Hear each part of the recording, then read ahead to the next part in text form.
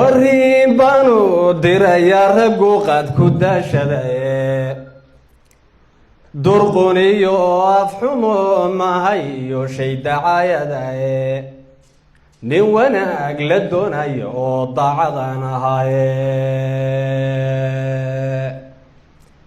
hadal aan u wada dirnaxo doorabaan odhanne haddii ay dadnimo leeyihiin weydigigaxanne dulliga iyo ceebtay ka fuuqi aada u daashadaye maybay dulliga iyo ceebtay ka fuuqi aada u daashadaye diintiyo xaggii dunyadiyo labada daaroodba muslinka dadaalka u socdee libinta doonaya marna inay ku daydaan la waa dib u dhac mooyaane darxumaday qabaan iyo dhibtiyo diftuwa malabe danyaraanta iyo baahiday darajo moodeene dadka inuu shaxaad iyo bari iyo dulugle mooyaane nin dabshani waa naadiro dunyo foofsadaye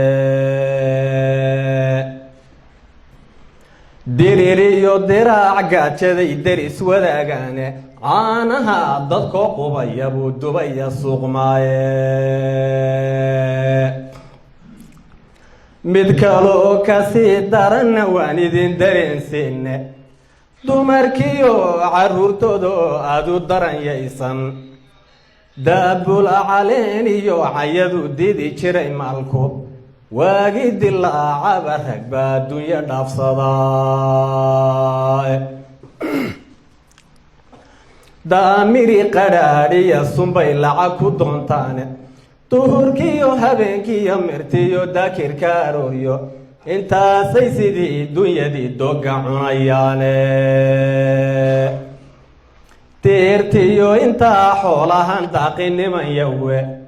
dawliilka inan eganiya wadad ma ahaane waa niman damirkii dhinto aada u doorsamaaye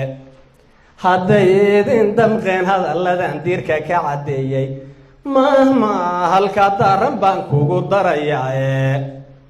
waanadu nin doorkay gashaa doqonse waa mooge adigoo dantiisi wadu kugu dudayaae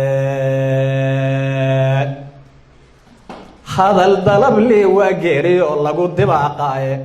ninka qaadka daafacayo hoosuma dayne doxor iyo hanfadee waalanoo dawdara tahaye shantii diinta loo soo rogu dumiyey liidyowe